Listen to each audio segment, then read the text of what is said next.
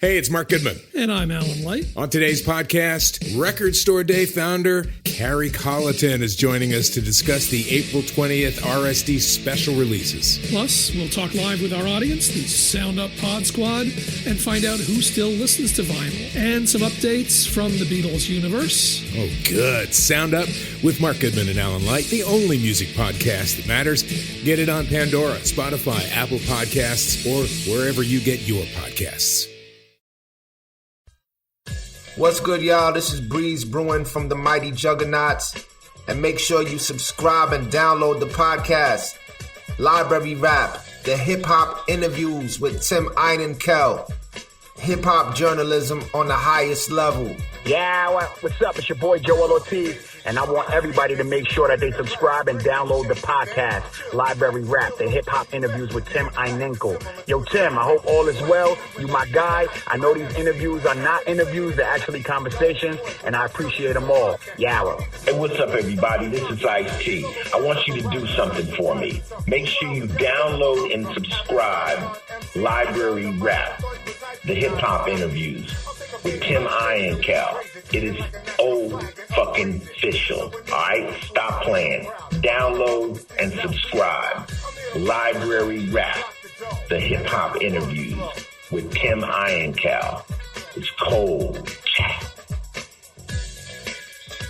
Iconic MC, one of the original members of the Flavor Unit, has influenced so many. He's Joe Rob G, and I want to welcome him to allhiphop.com presents the Library with Tim Einenkel. Thank you so much for being here. It's an honor, man. Hey, thank you, Tim. So, Rob, we first met many moons ago. I met you at SOB's in New York, and I was doing an R.A. the Rugged Man show. Yes. This is the first time I saw you live. R.A. invited you on the stage. You got up on the stage. You killed it. The crowd loved it. And it was just kind of blew me away at the time. So I have to ask, take me back to when you were a kid. What attracted you to music in general, but then what also attracted you to this art form we now know today as hip hop and, rap music? And then also how have you continued to develop yourself in that live performance? So when I was a kid, I was raised by my grandparents, and they were from the South, from South Carolina. And a lot of the musical influence in the house was gospel music. And, also when I was a kid, they used to drag me to church with them on Sundays, and sometimes Fridays, and sometimes too. I was in church a lot. So when you're in church and you're a kid, and, it's like that type of vibe, Pentecostal, it's a lot of live instruments playing. It's a lot of, shouting and dancing, and people sleep on how funky that can get, because the organ player and the drummer, these are young people in their 20s, and whatever's funky at the time, they start to riff on that, even with the gospel, and so it's kind of dope. And yeah, that kind of like opened me up to music, so to speak. And I got older, and as a teenager, I think hip hop began to get popular at the exact right time for me, because it's like a rebellious type of music, and I'm a teenager, and that's natural. That's what goes on with teenagers. You begin to start to express yourself in all kinds of different ways, and for me, that hip hop was it. So I got down with the culture. You know what I mean? I was it wasn't even rapping at the time. It wasn't necessarily called rapping. We were just trying to rhyme. We were just trying to make up rhymes, and I heard King Tim III one day on a bus stop, and, really bugged me out. After that, I heard, Rap is the Light, which people think is the first rap record. But, it's all good. And, I wanted to rhyme after that. I wanted to do my own records. You know what I'm saying? And me and my friends, we was all in the same vibe. And, I was kind of adventurous. So being from Jersey City, we used to hop on a train, go up to Harlem, because that was the spot to be. Because at that time, Harlem had a spot called Harlem World, which was a club. And we was too young to get in, but we still was like out there late night watching the crowds, watching the people move. You know what I mean? We just wanted to be around it. And it just stayed with me, man. You know what I mean? Until I kept rhyming. It was a way to get attention. You know what I mean? The girls used to like to hear, the rapper. You could get on and you could do your thing, and pick up a couple of phone numbers, that type of thing. And yeah, man, just stayed with it until I fell ass backwards into a deal with Wild Pitch Records. Didn't even mean to do that. I don't want to talk about Wild Pitch a little later, but I always, you hear the name Chill Rob G, and it's such a great name, and I always wondered, where did it come from? Because you have because lyrically, you listen to your music, you're like, he's definitely, I mean, he's not chill at all, but or is maybe the friend be like, chill Rob G, or is it that's it right like there, that? Tim. You hit the nail on the head. It's not because I'm chill. Chill Rob G is a request. Nice. You understand? Chill Rob G, and no is my answer. You can hear me rhyming. So that's how Chill Rob G came about. But no, seriously, I went through a lot of different names as a kid. Like I used to call myself Killer B. Shout out to Wu-Tang. But I used to call myself Killer B way back in the day.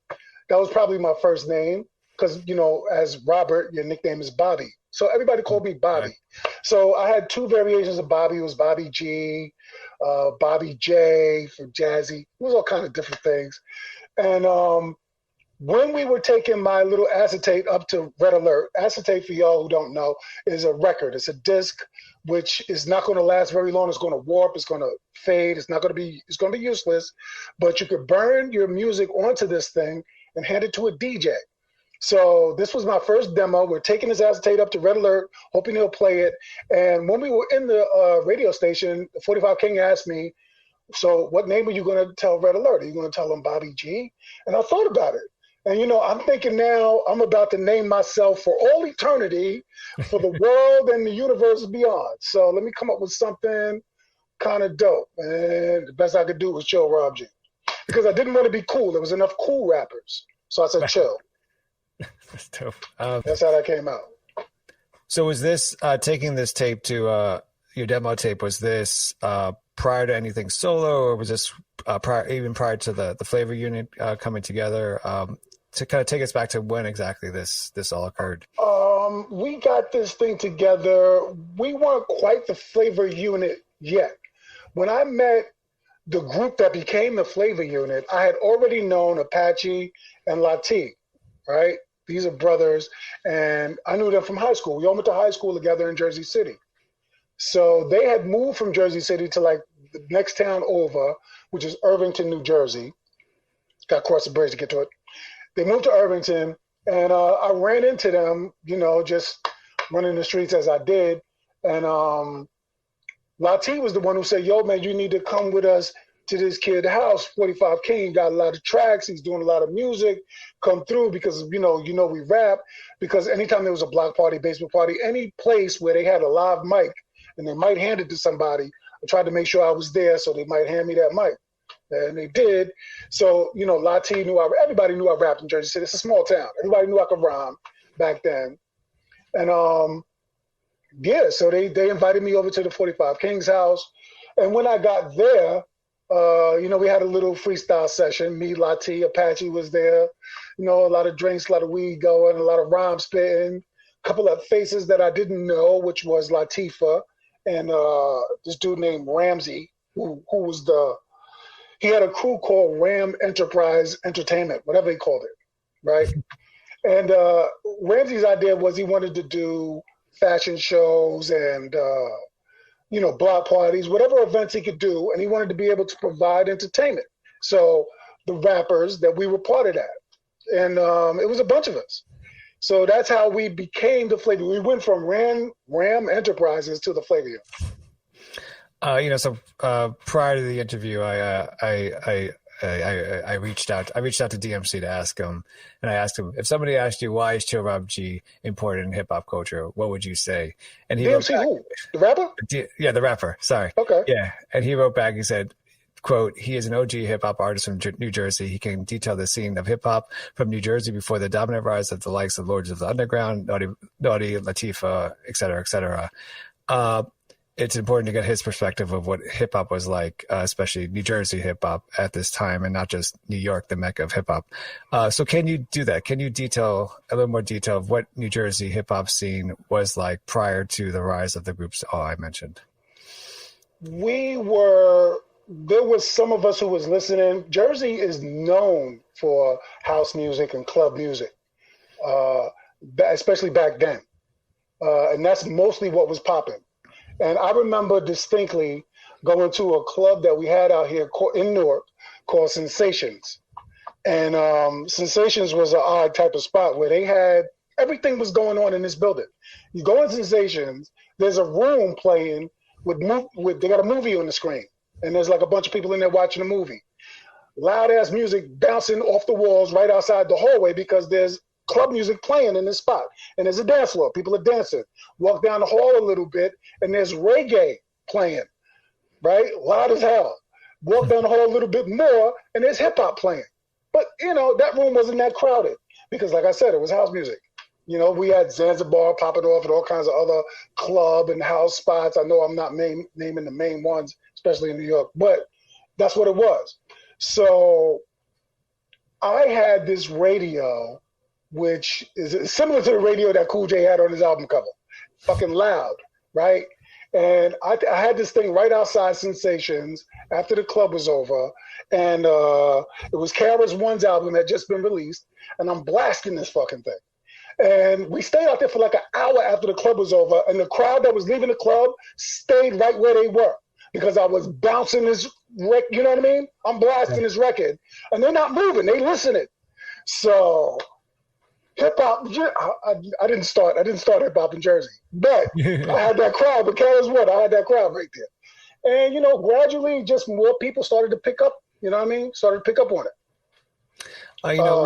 Let me just say this. Sorry. I was really excited to find out that Hassan and 7-Eleven was from Jersey. That was the first rap crew that I ever heard of. They had a record called In the City, I think it was. And them being from Jersey, every little thing just gives you a little bit more encouragement. So yeah, I was really hyped to find out that they was from Jersey. If you think about, okay, of course, Bronx, New York is the birthplace of hip hop. But then one can argue that the birthplace of the business side of hip hop was New Jersey with the Robinsons and Sugar Hill Records because they were obviously from New Jersey. Would you agree with that argument, I guess, to say, and also to having the first record, printed, I guess, from a New Jersey label, so to say, how did that help New Jersey artists in terms of going into New York or even getting played on New York radio, and maybe even more of an acceptance to in hip hop because this record was printed in New Jersey? I mean, I don't know if it really helped, man. Unpopular answer is, Mr. Magic was like a little reluctant to outside of New York rap. When Magic had to play my record one night, I was listening to the radio, and he definitely said under his breath, "Jersey rappers." And he said it like he was exasperated, wasn't that thrilled, but he had to play that record because the record was kind of hot for back then. And, God bless Mr. Magic, you know what I mean? He was a great dude. I met him in person. I actually went into the rap contest that they used to host in Queens, and I didn't win, but they took my number and all of that because they saw that I was trying to really do it. You know what I mean? So I got no problems with that. You referenced, though, your demo with Wild Pitch Records a little earlier, and I want to ask you about that. Your Ride the Rhythm was, you released it under them. Artists that were with him at the time, and I'm probably missing some, again, Starlord Finesse, DJ Mike Smooth, and others. When Wild Pitch first approached you, what did you know about them at the time, and what was their, I guess, more of their importance or significance in terms of in music at this time? Wild Pitch was really nothing when I started with them. They had one act, and it was this kid named Lamanye. That was his rap name, for God's sake, Lamanye. And he had a song called "The Hardest Beat Around," and it was trash. And I've said this 100 times. I was listening to this dude because I used to listen to Special K and Teddy. No, it wasn't Special K and Teddy Ted. It was, I think it was the Hank Love Half Pint radio show in New York. And these DJs, you know, these guys used to come on late at night, like on a Wednesday or Thursday night. You're supposed to be asleep. You got to go to school tomorrow. You know what I mean? But I'm up listening to these dudes, and they played this record, and it was such garbage. I knew I could make it. I knew I could make it because this guy got a record. This is trash. So if he got a record, I'm good. All I need to do is get myself in front of an executive. So that really boosted my confidence hearing that, you know, this garbage was working. You know what I mean? Like, he's on the radio. I could do it. So Stu Fine, ironically, Stu Fine owned the label. He was on Wild Pitch Records, this guy. So I gave my demo to Red Alert that I talked about earlier. Red Alert played that on live on the air. Stu Fine called Red Alert and asked him who I was. Red Alert passed my number. A couple weeks go by, blah, blah, blah. I'm signed to Wild Pitch. And they dropped Lamagna. So that was weird, man. That's right. Weird.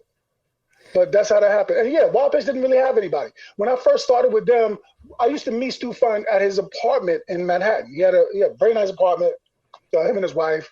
I guess he's doing better now. And that was the office. So, you know what I mean? They weren't really Wild Pitch yet. They didn't have any acts. They had Lati and myself and that kid that I just mentioned. What were you, I mean, when you only dropped one album with them, but what were you hoping to get out of this deal from them?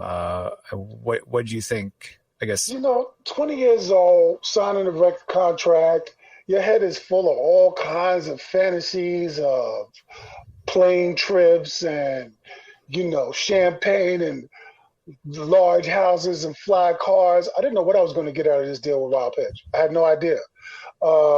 I was going to push and keep pushing. I wasn't focused on what I'm going to get. I was just trying to focus on the lyrics, trying to focus on the rhymes, make sure that I'm doing what I'm supposed to do so that I can get what I'm supposed to get. But when it was time to, you know, add it all up, it didn't add up, man. Like, Wild Pitch wasn't ready to pay nobody. They didn't have it. You know, it was, we couldn't move forward with that. Like, here's the thing. I'm in a restaurant again with Wild Pitch with Stu Fine, discussing my second album, and he's offering me like a real low number. It's like a McDonald's worker's salary to do a second album. No disrespect to McDonald's workers, but, you know, right. I'm in hip hop. I'm supposed to be making some money. And on the radio, while we're having this conversation, is my record. And I'm like, how can I? This ain't, I'm not going to sign this contract. And I was really offended.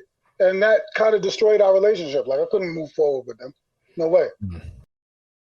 Hey, it's Mark Goodman. And I'm Alan Light. On today's podcast, Record Store Day founder Carrie Colliton is joining us to discuss the April 20th RSD special releases. Plus, we'll talk live with our audience, the Sound Up Pod Squad, and find out who still listens to vinyl. And some updates from the Beatles universe. Oh, good. Sound Up with Mark Goodman and Alan Light, the only music podcast that matters.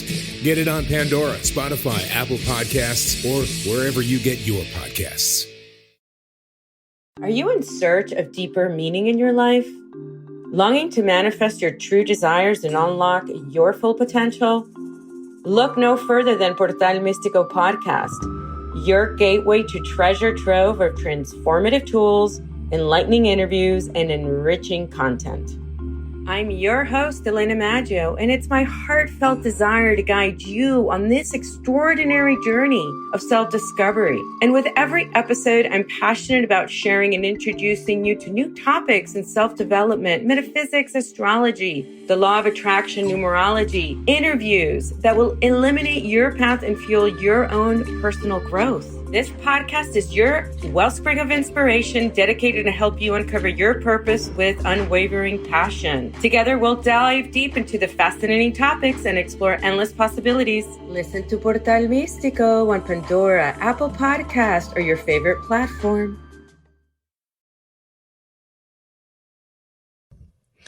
You're obviously your single off the album, The Power, right? I mean, your opening lyrics off the bat, I think are really says a lot and really powerful. You know, don't say this, don't say that, change your lyrics.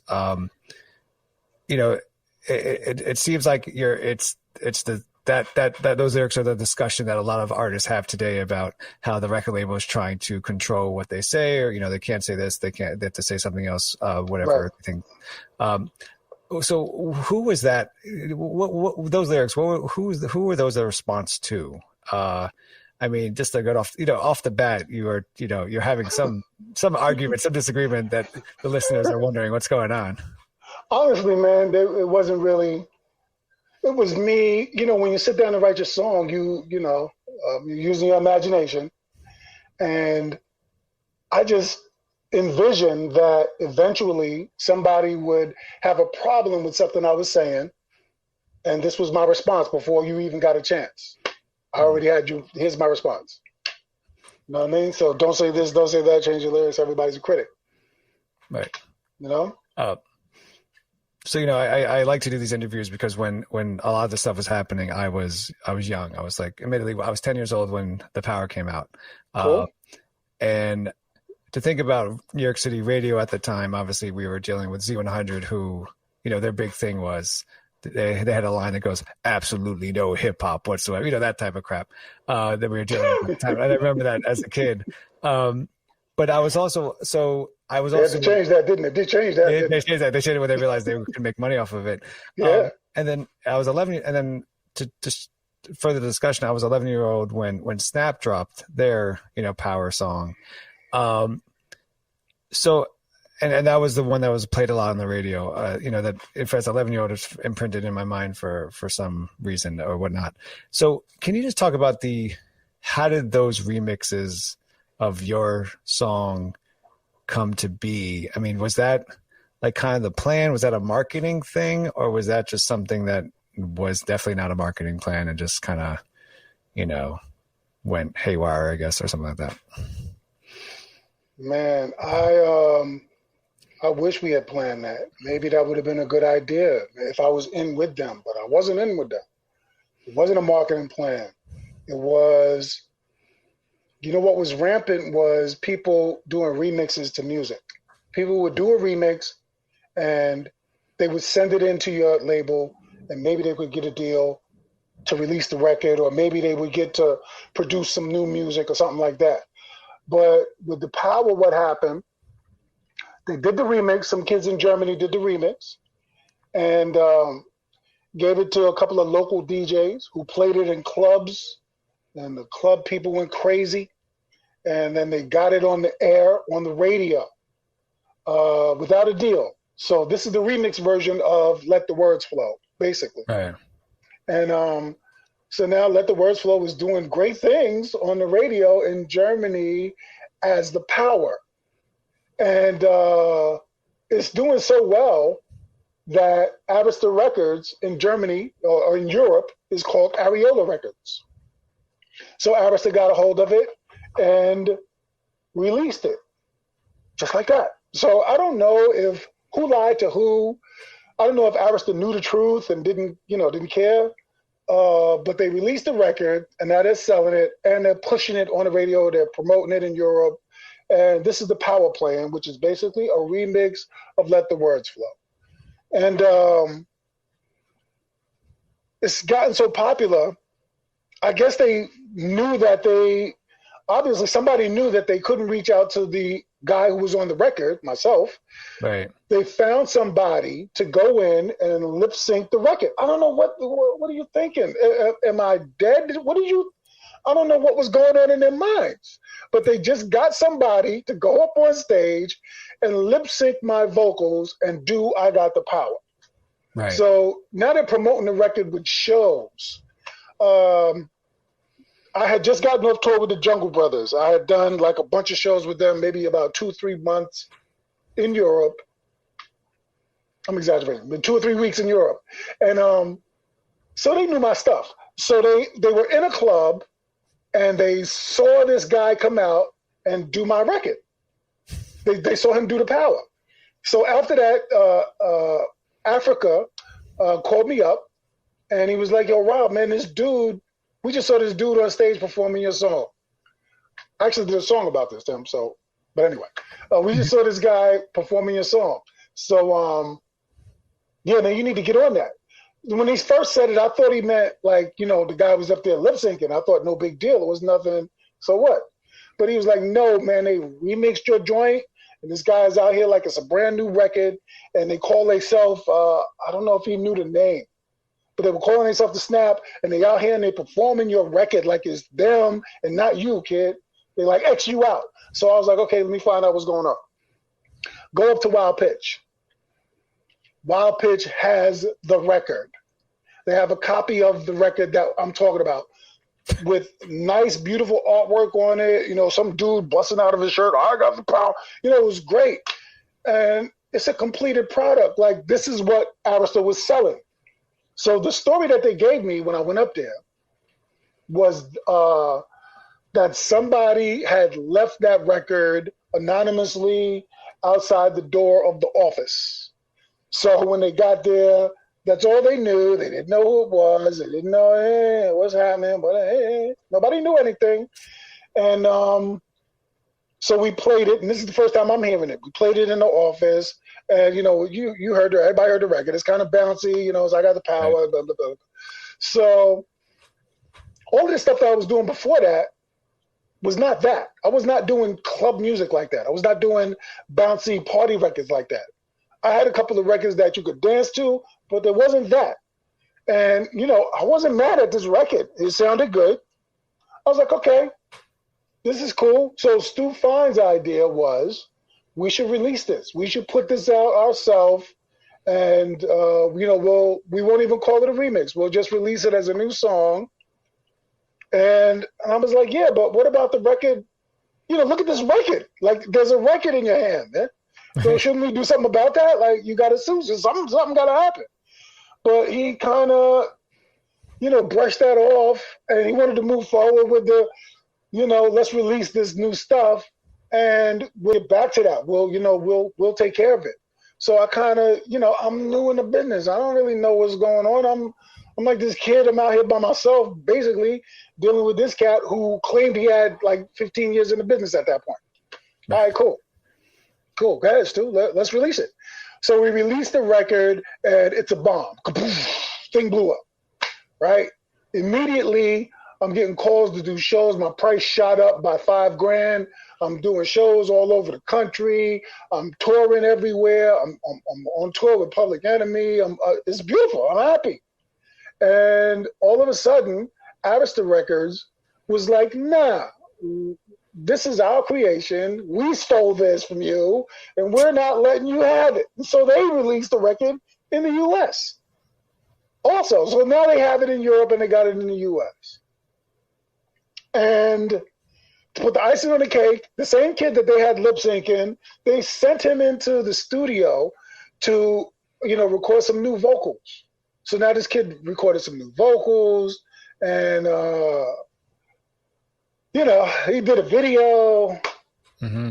So Arista felt like, this is our stuff. I mean, it's incredible, man. So around this time, look, Arista had just gotten over the Milli Vanilli beef, all right? This is Arista. This is how they were moving. They didn't care about stealing from anybody. And I was just another anybody to them. So they jacked my joint just like they did the other kid. You know what I mean? That's how that went. It's getting kind of hectic. My rhyme is authentic, so it shall remain. My writing exciting, never mundane. In actuality, my personality keeps my mentality based on real life situations, not speculations, but verbal illustrations of how I feel.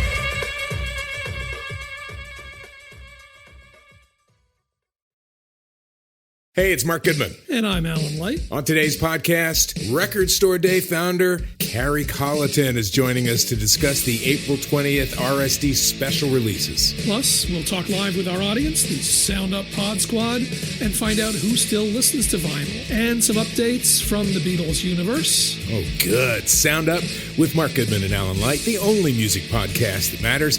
Get it on Pandora, Spotify, Apple Podcasts, or wherever you get your podcasts.